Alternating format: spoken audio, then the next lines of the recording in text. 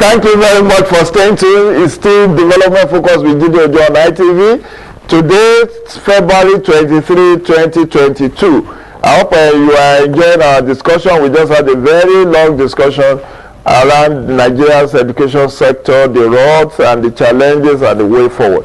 And now we want to talk politics, and not politics as politicians, but politics as it affects the conduct of elections. You know, as much as I do, or in case you do not know, elections just do not happen. Elections are rule-based. There are laws governing elections. And in Nigeria, for some 6-7 years, we've been battling to revise that electoral act, the law setting up or the law guiding the conduct of elections in Nigeria. The last one we had was in 2010, and it's dated, it's 12 years now, and it is deemed that if we can cross the T's and dot the I's, subsequent elections will be better than the previous ones. So the Nigeria's National Assembly in the 8th Senate, or in the 8th National Assembly, from about 2016-17, worked assiduously to have an amended, a new electoral act in 2018. But on 4 different occasions, the president withheld assent, vetoed the bill, and Evans did not fall. Although he did give us some amendments to the Constitution, which gave us the not too young to run, as well as gave INEC some more days to organize presidential runoff and all of that. But the Bible of electoral conduct in Nigeria is not the Constitution, but the electoral law, the Electoral Act. And when the president rejected 4 times, then in 2021, another version of the bill was sent to him, and in November, he came out withholding assent again for the 5th time. So this time around, the civil society organizations felt we cannot allow things to just take their normal course. And yesterday, about 25 different civil society organizations took to the Unity Fountain in Abuja to express their disapproval of the dilly-dallying or the foot dragging, as you may want to call it, on the signing of the bill. There you have the footage on our TV show, where the civil society organizations, 25 of them, were calling on President to sign. Well, the latest information is that the pressure is yielding, because at the close of yesterday, news filtered in that perhaps today the President may sign the electoral amendment bill. But we don't want to take things for granted. We don't want to take things for granted. So I brought one of the coup plotters of yesterday. DSS, if you want to arrest anybody, this is one of them.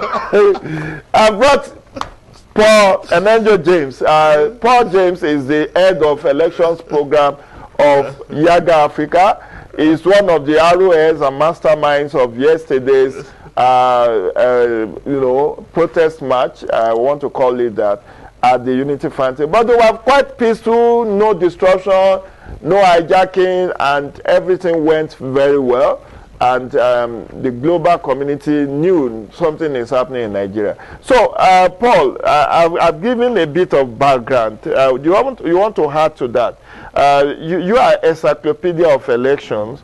And over the almost 2 decades of your work, what's your take on issues around electoral reform? Well, I think first off to start with is the determination on the part of the citizens to see that we'll have the best of election for us. That has been the driving force, that has been the motivation, because if you go back since the days of Maurice Iwo, 1999, I mean, since the return to democratic rule. 2005 to 2010. Yes, we know the challenges we had with, for instance, our voters registers before then. You got the names, the likes of Mike Tyson and co. And Muhammad Ali. Exactly. Exactly. Until we began to see some reforms starting off from the 2010-2011 elections, where we got the new register under Professor Jega, and then also the deepening of the use of technology this in our election. We got the DDC machines then for voter registration, and up until the 2015, where we saw also the introduction of the smart card readers and the way it has helped to bring some sort of sanity in our election, and most importantly also eliminating proxy voting in our elections. And so moving on to the preparatory to the 2019 election, there were also moves to introduce some more reforms in the electoral process, just like you had alluded earlier. That was where the electoral reform conversation, the review of the electoral act also started. That conversation started in March of 2016. And it went through an 18 months of gestation, until December. Even a woman will have given birth two times over in 18 months. 2 times, until December of 2019, when finally the president 2018, you mean? December of 2018, ahead of 2019. Yes, when the president refused to grant assent to the bill. Of course, his reasons as of that time might be germane, based on his own understanding and political calculations. Of course, we know the issues that he itemized. One was about the order of election. That was in February of 2018. Exactly. Then later clerical errors, drafting errors, and all of that. Well, finally, I think the concern was that it was too close to the election. The 2019 election. Based on the ECOWAS protocol, you cannot change the rules of the election very 6 close. months. 6 months to the election. But be that as it may, we went into that election. Before Buhari, if we also not forget, there was an attempt in 2014-2015 by the then Jonathan's administration to also review the election. Yeah, we learned he signed it like a week. He signed it in the week of the election. The week of election, so it has no effect. Of course. It's of no effect.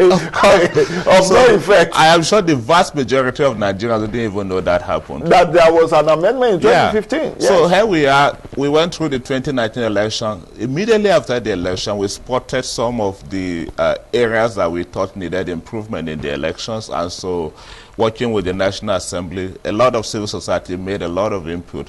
That process started since December of 2019 or thereabout. There was a commitment. Almost shortly after inauguration in July. Yes. By August, September, October. So there was a commitment that by 2020, the National Assembly was going to push that to the president for assent. In fact, by June of 2020, we're going to have a new electoral law. So the thinking in the mind of many Nigerians was that we're going to test those laws in the Edo and sufficiently ahead of 2023 election. Edo and Ondo election, and more opportunity to test in the Anambra election, Ekiti and Osun before the 2023 election.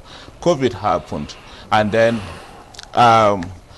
the National Assembly at that point got some respite because they came under the idea of it was COVID-19, they needed more time and all of that. Yes.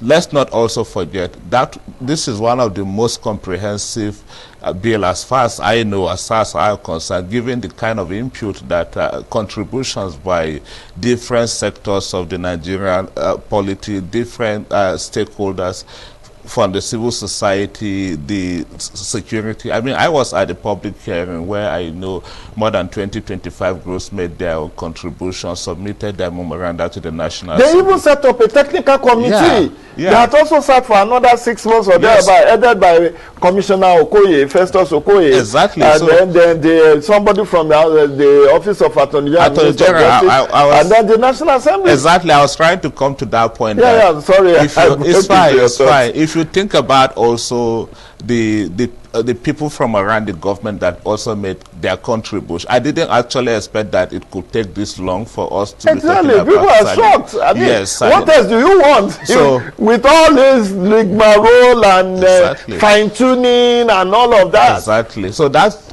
I mean, that's also why, because, and we are also in a country where trust is a very expensive commodity. There's a lot of trust deficit. So, I mean, and with also based on the precedent that this current administration has set with the 2018, a lot of us didn't want to take the chance that if we really want to get our electoral processes right, then this is the time we think we need to set everything right. And so I thought with all of the input from the stakeholders and also going by what you said, the technical committee, support from INEC and all of that. I remember as of them, INEC said they made over 90 or so inputs. Yeah, but yeah, at the end, about 44. Which is significant. Yes, were taken on board. 44 or 45 of those were taken on board. And so you got also the Attorney General that made his or her, his own input, or I mean, which I thought is also a representation from the government. Going into December of last year. Yeah, 2020, when the bill was transmitted to the president for assent, of course, he raised some concerns, which I also thought was germane about the mode of conducting primaries. I sincerely also believe that in a democracy, you should allow people to really determine how they want to elect their leaders. But that has passed. He made a commitment that if they review that and it is returned to him, that he was going to assent to the bill. You have seen the bill, have you? I have seen the bill. You've read it? Yes. There is this controversial clause someone brought to my attention. Yeah. 84. That 84, that on the issue of consensus, that's where the issue is. One, those aspirants have to formally withdraw in writing. Yes. But there is there is another one which is cast a more serious aspersion. That if you are a political office holder, you have to resign before you go and contest primaries. And I felt that is unconstitutional. I felt, because I recall when Kayode Fayemi wanted to go and contest for Ekiti election in 2018. He resigned a month. He resigned after he has emerged as candidate. But if you are now asking people to resign ahead of primaries, know full well that you may not be able to go back because you are not on leave. You are not going on leave. Once you resign, you can be replaced or renominated anyway. So I felt that was going overboard by the National Assembly, particularly Senate, who actually introduced the clause on consensus. But let's hope eventually when the president signs, whether he will not raise this caveat. But it's a heartwarming development. So now let's look at some of the laudable provisions. Before even the laudable provisions, yes, our concern with all of these unnecessary delays is the fact that this is also to the National Assembly and to the presidents, that we thought they took a lot of us Nigerians for a ride, and they took a lot of things for granted. The bill almost passed in December before we got the obnoxious clause of mode for conducting primaries. That's direct primary alone. The issue of clause 84 was silent until this second time. Who knows what the president may discover also with this current bill that is before him for signing. Our call has been that the president can go ahead and sign the bill and make amendments. If you think about the like PIA, PIB, presidential petroleum industry. We thought the same could happen to this, but be that as it may, here we are. So from the civil society angle, we thought there are like 10 or so progressive clauses in the bill. That 10, that's cool. 10 or more. I like the bill is about 158 clauses. Yes. But 10 or more that we were able to spot and we thought could help to revolutionize the conduct of elections in this country. One of that is the financial independence of the Electoral Management Board, the INEC. And this is also of the fact that funds for the election should be released to INEC early, 360 days to the election. If you recall, in 2018, 2019, thereabout, about 60% of the funds were released to INEC 6 months to the election. The other part of 40% was not released to INEC until very close to the election. And if you also will remember, I mean, as you have known already, that the way INEC budgeting is done, budget and cost, INEC does its budget and cost per voter. The planning for election is per voter.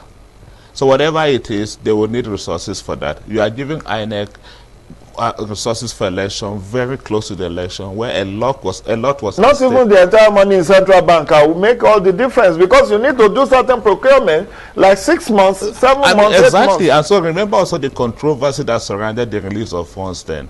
Yeah, actually on that, Paul, I recall that it was in June of 2018 that the president sent the budget for 242 billion for supplementary budget to the National Assembly. And they were going on recess. And there was a confusion over where to draw the resources it was even the issue of where to draw the money came later. The first order was the supplementary budget request came in middle of either early July or June. July 2018. And the National Assembly had to go on their annual recess. Yes. So they just read the budget, they read the president's supplementary budget and committed it to the appropriation committee to work on it, while they go on recess. Exactly. And they didn't come back until September.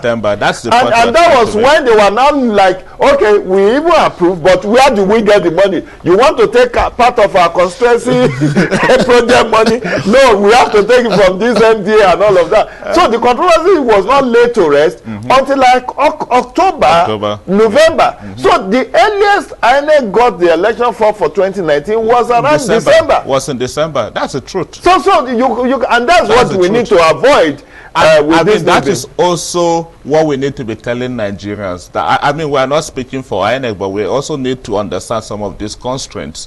INEC, the guideline for the election for 2019 was released in January of 2019. When the election was supposed to be in February. Yes, and if you think about all the other stakeholders that will need this guideline for voter education purposes, for instance, if you think about also other associated logistics, production of ballot papers and all of that, over 500 million, or 500,000 ballot papers ahead were produced for that election. Now, this is one aspect. If funds are released to INEC early, INEC will have no excuse other than start planning for election early. The second part of it is also about it guarantees the inclusion of persons with disability in our elections. Inclusive election. Inclusive election. If the current act, as it were, just said INEC may consider any means possible, but now shall make provision for persons with disability. So inclusive election. Another aspect of the clause that we thought was progressive was also about the transmission of election results, electronic transmission of electronic balloting and electronic transmission of electronic transmission of results. Well, this is because we have seen the value of what happened in Edo and Ondo election in 2020, that at the end of the election, over 70% of the election results were transmitted. This has been cause for disputes in other elections we have had. Elections are getting better at the polling unit level. The problem or the concern has always been collation of results and transmission of the results. So that we know will help a great deal in eliminating that black hole in our electoral processes. One of the progressive clauses also is about review of election results that are if you put me under duress as a returning officer, it's not only court that will now review, INEC itself can review that the declaration was made in error. A case in point is Imo election, Rocha Sokorocha. The returning officer said he was forced to declare the results under duress. So we thought that is a progressive clause. If you also think about another one is about electronic accreditation of voters. What it means is all of these processes are done on a backed up somewhere that you can also check at the end. Now, for electoral integrity. So you have to use the biometric voter accreditation system device. Exactly. So it's not just all commerce affair. If you go and clone any PVC and you think you can vote, you will be detected and removed. So what does that mean? That also means that now it redefines overvoting in election. That's also one thing we saw in the class, in the bill. If you recall, in this act, as it were, for overvoting is determined by the number of registered voters. But based on this new clause now, new bill now, overvoting will be determined by the number of accredited voters, number of actual people that came out to vote. Not the number of registered voters. Not the number of registered voters. So because which makes sense. Which makes sense. Because if you base it on a number of registered voters, and some people did not collect their PVC, they automatically are out. They are not supposed to even come and vote in the first place. So you cannot be called. Beyond that also, over time what I'm beginning to see, my personal opinion though, is that insecurity is also weaponized. Because what we have seen in recent election is that in the build-up to the election, you will hear, a lot of these security concerns. When we did the Edo and Ondo election in 2020, we had on record, because we had our observers across all the local governments in those states, 18 local governments in both states, 12 of the 18 in Edo reported all shades of insecurity, election-related violence before the election. In Ondo, 13 of 18 local governments also were riddled with all forms of electoral-related violence. Now, if an election is happening in an atmosphere of fear, of course, any voter that values their life will want to stay off the election. So this is what we are beginning to see, that increasingly in the build-up to the election, the politics is overheated. Election day comes and then you get this different scenario. So I thought, for me, this is a very fantastic bill, even on the part of the election commissions, the staff for the election commission. One of the progressive things we have seen also is that the non-partisanship status of the staff, as long as they are part of the commission and they are working on the election, they have to declare their partisanship status, and if they are found wanting, of course, the law will take effect. If you also recall the issue with the concern, it provides for the replacements of candidate that dies in the event of an election.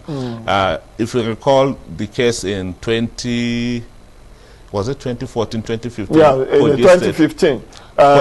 Prince Abubakar, of course, where we were left with a dilemma of what will happen until a doctrine of necessity, or so the party was allowed to bring in a replacement. So I think, for me, these are fantastic things that we wouldn't want to throw away the baby with the bathwater. Now, why did we go to agitate yesterday? Why are we concerned?